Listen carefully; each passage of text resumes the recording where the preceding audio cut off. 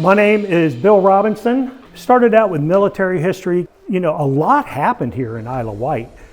Sometimes when you think of local history, you think of houses and families, but Isle of Wight County is right on the main line of travel, two main lines of travel for history, north-south and east-west.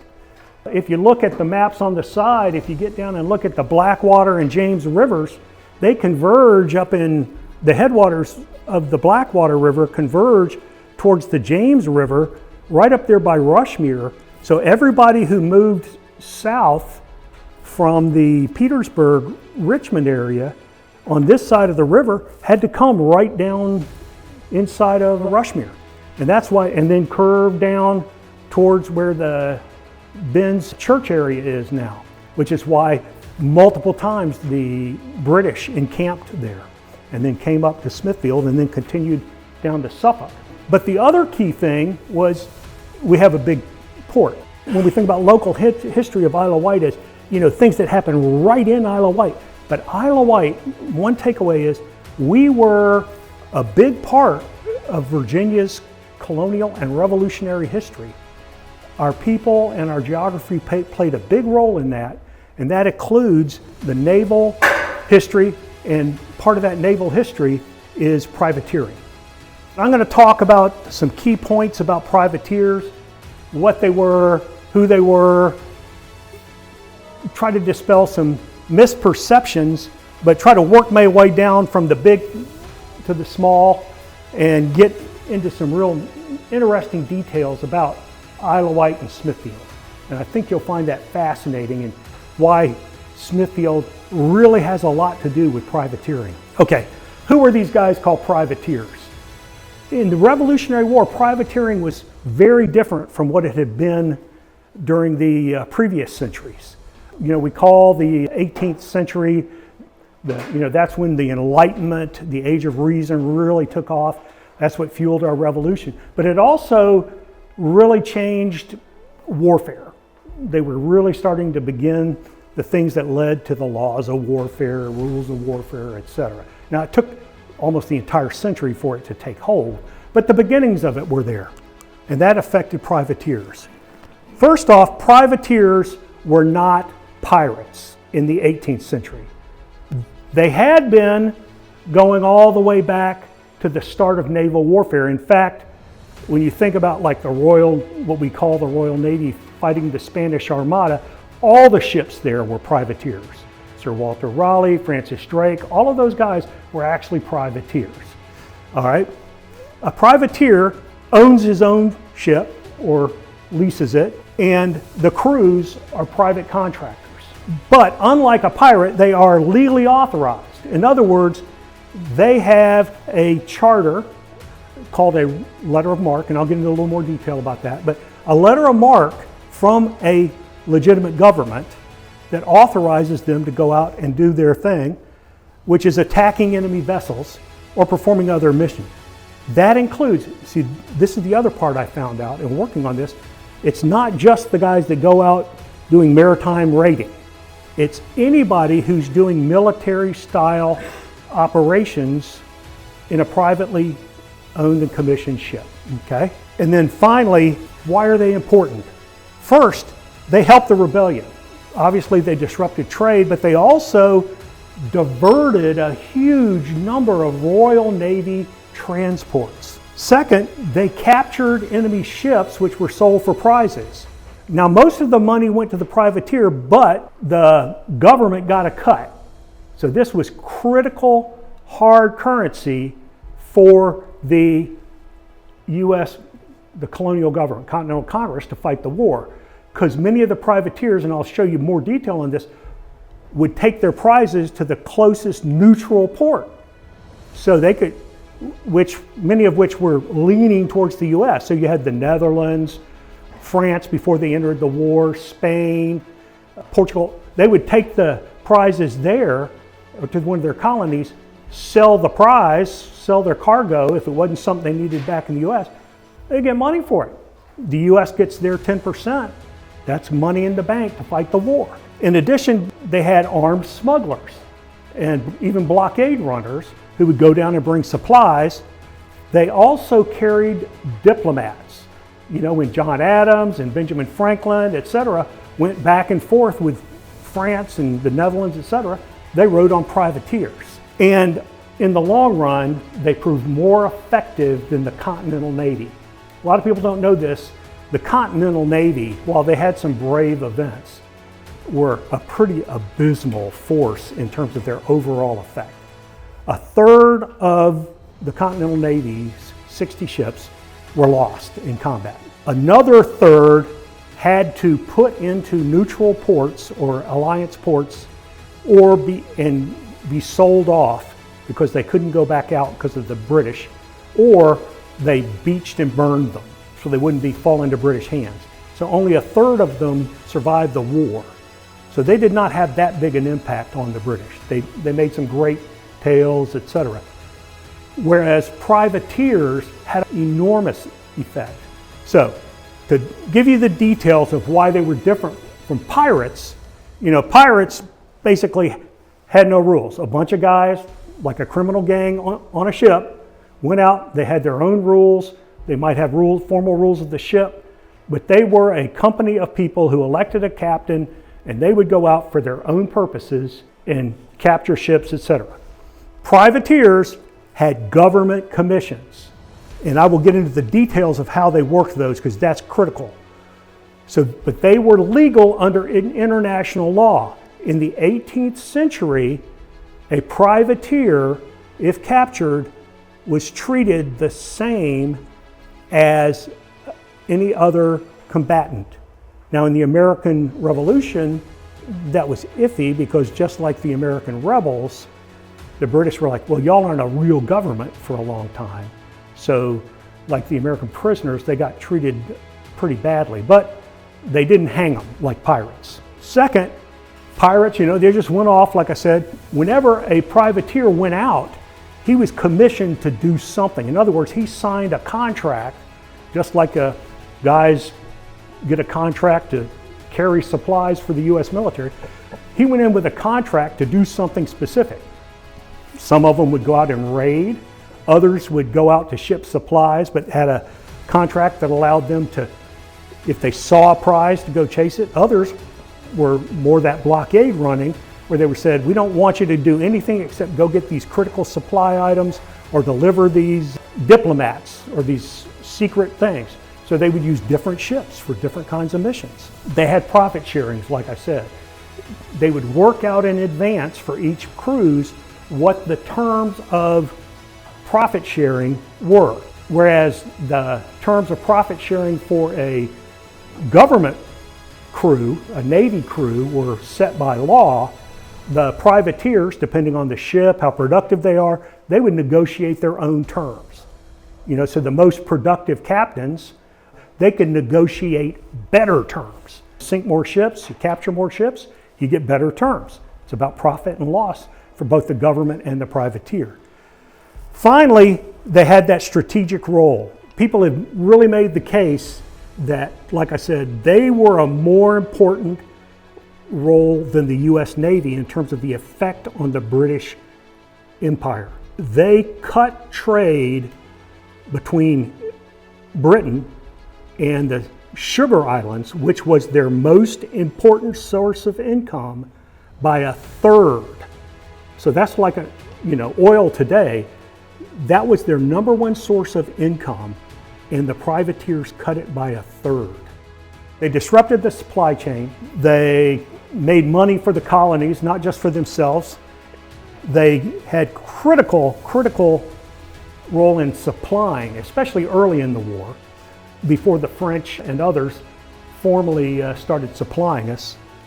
They had that, what we would now call asymmetric naval strategy. We couldn't send out fleets to fight the British fleets, so this commerce raiding was our asymmetric strategy. And finally, and this is the one last thing, issuing letters of marque and commission. Those were the first acts of independence, because the colonies, when we first started realizing we were going to have to field our militias and fight the British, needed supplies. You may recall from some of your studies, if you aren't aware, of course we had Lexington and Concord, where the British had come to try to take the gunpowder. Well, the same thing happened here in Virginia, and they were successful. Lord Dunmore sent in the Royal Marines and they got the gunpowder out of Williamsburg. Well, we had to have some gunpowder. So it was privateers who went and got gunpowder. It was someone from right here in Smithfield who did it. To be a privateer, you had to have a letter of marque. So when all the 13 colonies started issuing letters of marque before the Declaration of Independence, they were in fact demonstrating that they were sovereign governments independent of the British. And John Adams himself said these were the first and best acts of independence by the colonies. So, you read all these other books, but John Adams said, what was the first thing that said we were really in a revolution? It was when we said, hey, we're issuing letters of marque, because they technically had militias, and it was like an argument, was it a revolution or was it just they were in a violent disagreement? But the issuing letters of marque was the thing where they said, we are independent and sovereign because we're commissioning our own ships to do war. Okay. A letter of marque is a government document. It's issued by a sovereign government that assumes they have international recognition. And it says, you get to act as if you were part of our military, even though you're private. The states, and after 1776, the Congress issued these. So you had to go in and they would inspect your background, make sure you had all the qualities necessary. They didn't just issue them to anybody. But then on top of that, you had to get your terms and conditions. That was your rule, target approval, who you could attack, who you couldn't attack. They had very strict rules, and they negotiated prize sharing, etc. But they were very, very careful to say you had to follow the respected rules of war at the time. And the privateers followed them because they wanted to get more jobs. If you didn't follow the rules, you wouldn't get more jobs. And also, if it could be proved you didn't follow the rules, you were subject to being hung as a pirate. So that was another reason. So they had to adhere to their commission. They had to follow the rules. That meant they had discipline, and those that went rogue were guilty of piracy and could be executed. So there was a lot of pressure, both ethical and legal, not to go piratical. So they had these admiralty courts. Those were the ones that would do the prize adjudication, make sure they followed maritime law, etc. And every time they came in, they would review all their log books, etc. Second, those logs and other things had to be preserved. So if you came in and didn't have your log books and all that stuff, right then you couldn't make your claims. They also did periodic inspections. That's how disciplined the U.S., the congressional government, and the colonies were. When you came back in, you were subject to customs inspections just like any other private ship. So again, this was not a job you took on if you were looking to cheat the U.S. government and your friends and neighbors. And this is an important point. And then finally, they were very careful to protect our diplomatic interests. These privateers had a really good influence in our diplomatic relations.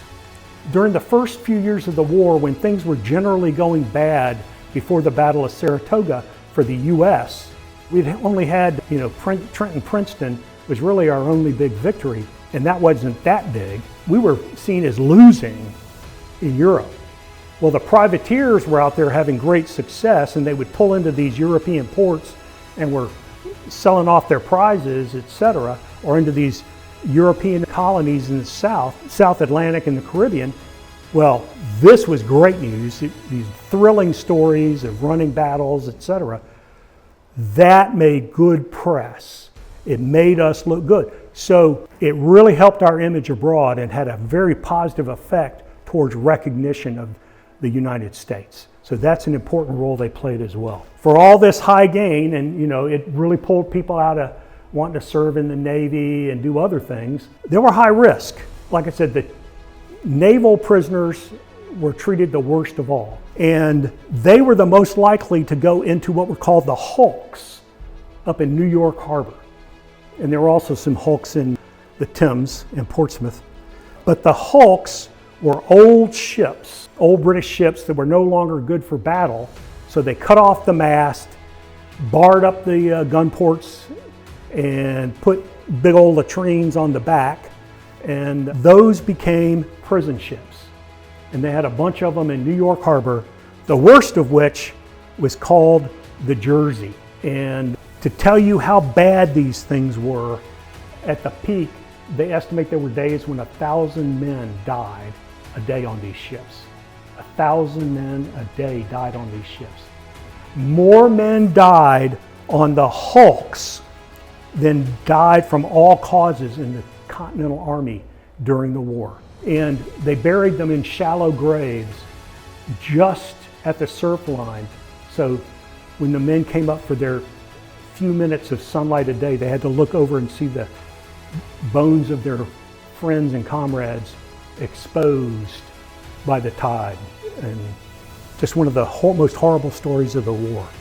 So when the guys went out, these were brave men, and they were patriots because, like I said, there were high profits, but high risk as well. Okay, finally, we're going to start narrowing it down. Where were the theaters of war? Well, the privateers really liked to concentrate. You had smaller craft that went out, just off the coast, trying to get people going up and down the coast.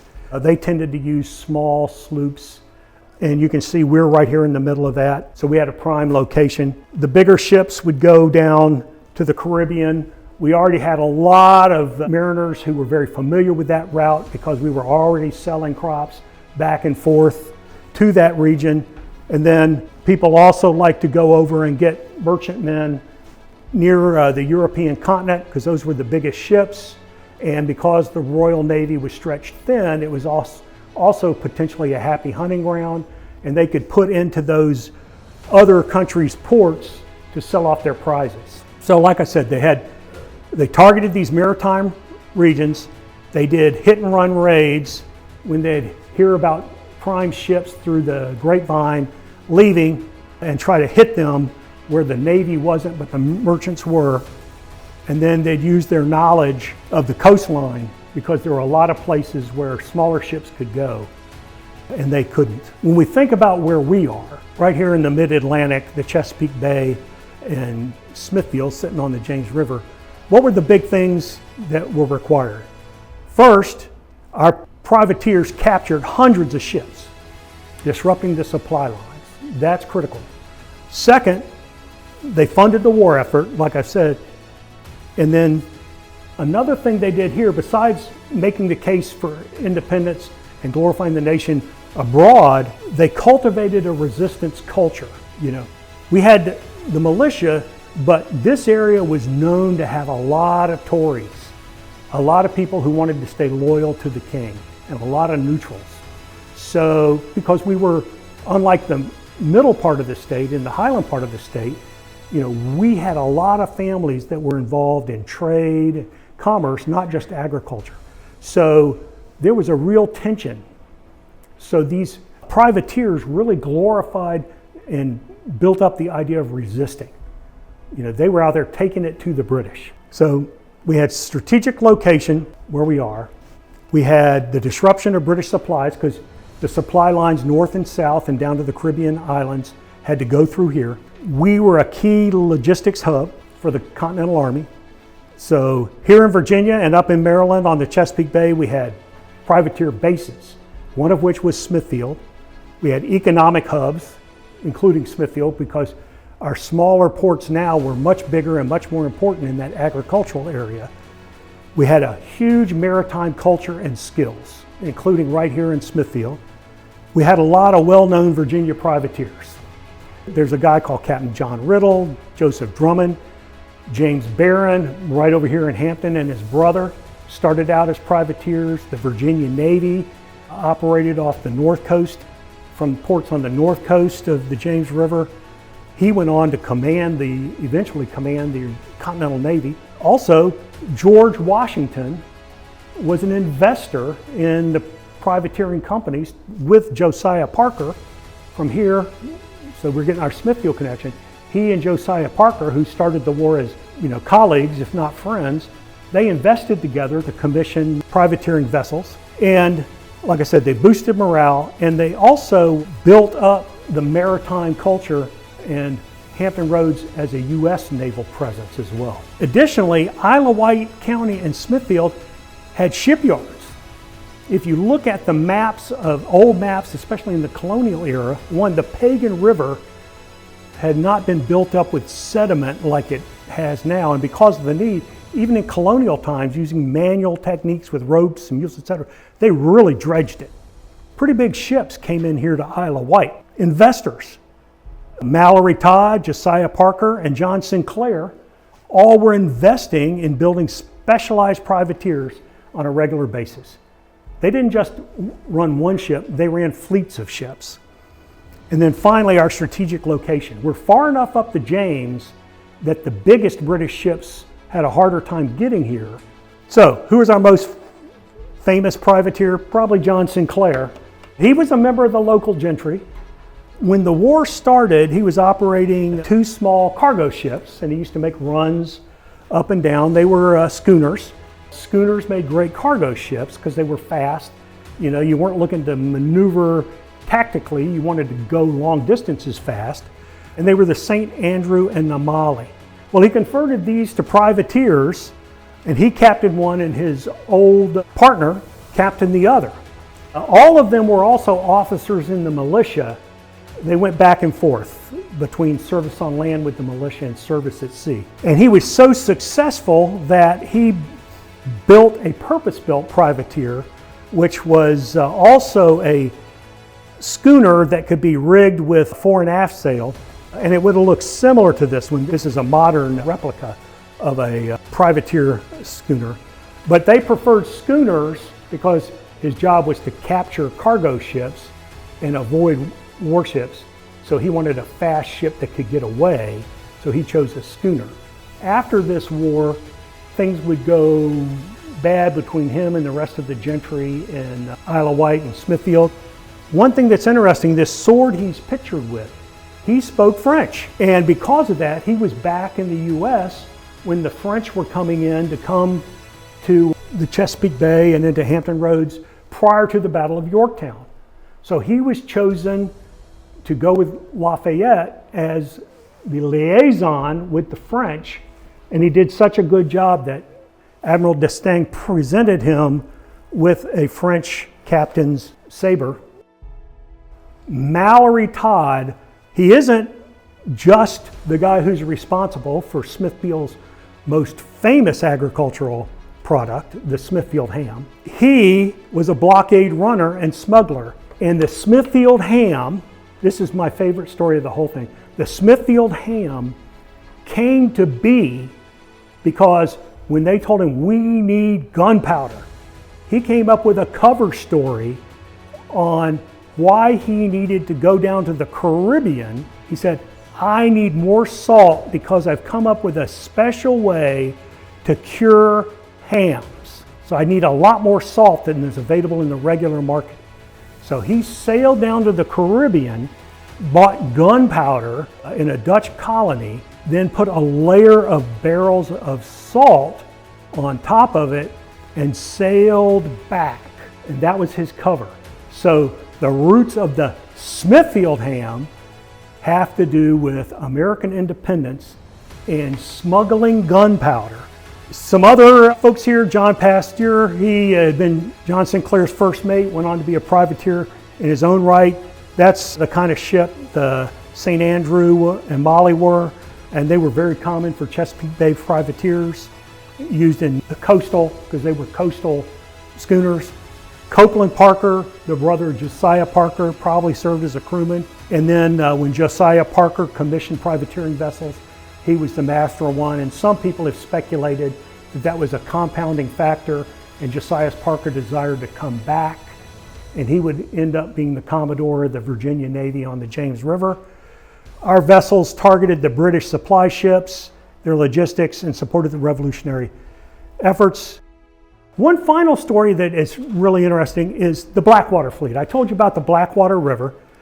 There were two gondolas. Gondolas were used by the Americans all the way through the War of 1812. They sailed into battle with a small lateen sail, and then they rode into combat. They had 1 to 3 heavy guns, and the idea was they would maneuver like a fleet of bees or wasps and use their heavy gun to swarm and pound on the enemy ships. Their idea was they would go down and disrupt British shipping in the Albemarle Sound. The problem was 2 gondolas is not enough for a swarm. You know, when you go up against a British ship, even if it's only got 14, 16, 18 guns, and you can only bring 1 gun to bear at any one time, so that best you're bringing 2 guns to bear, it's not a good day. So the gondolas didn't do so well. They ended up being beached and burned. But again, the crews were made up from people all up and down the Blackwater River. How do you find out more? Well, there's archival preservation.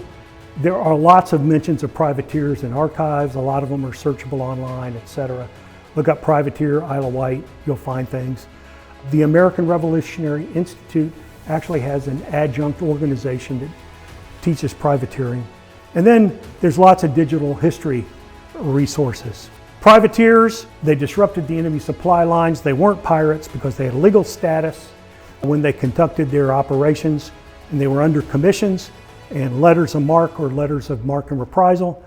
They made a huge local contribution, operating from waterfront communities like Smithfield, and they left a maritime legacy that they were the #1 contribution to the naval warfare by the United States.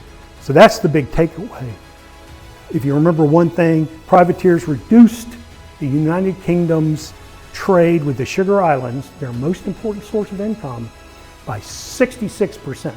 So imagine if we had our most important source of income to the United States and somebody reduced that by 2/3, what that would do to our ability to conduct war. That's what they did. So that is privateers.